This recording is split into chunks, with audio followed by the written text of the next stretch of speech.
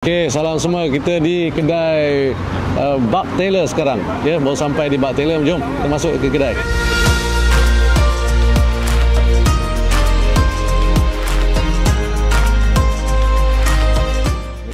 Daripada atuk memang dah tailor lah.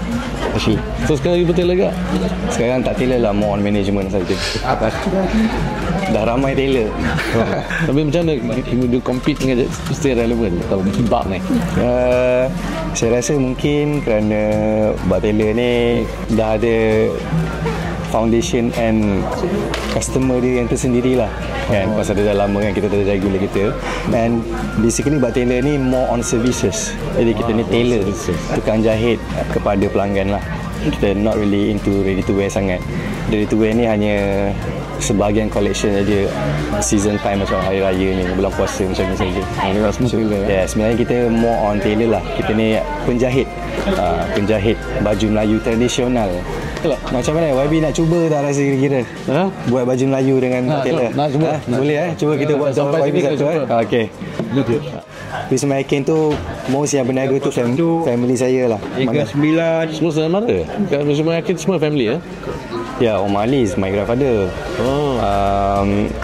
Jadi bapa saya ni adalah anak kepada Om Ali lah.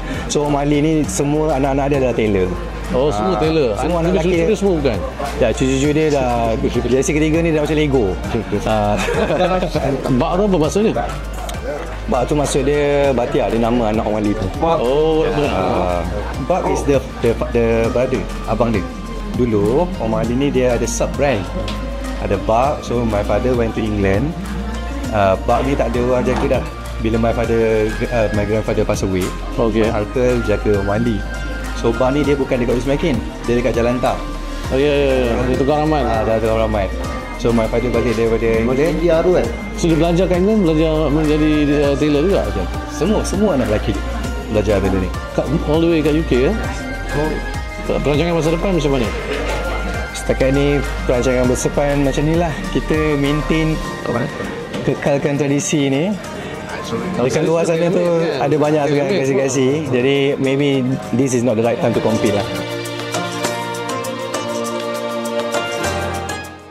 Alhamdulillah selesai kita shopping sikit buat baju di Buck Taylor.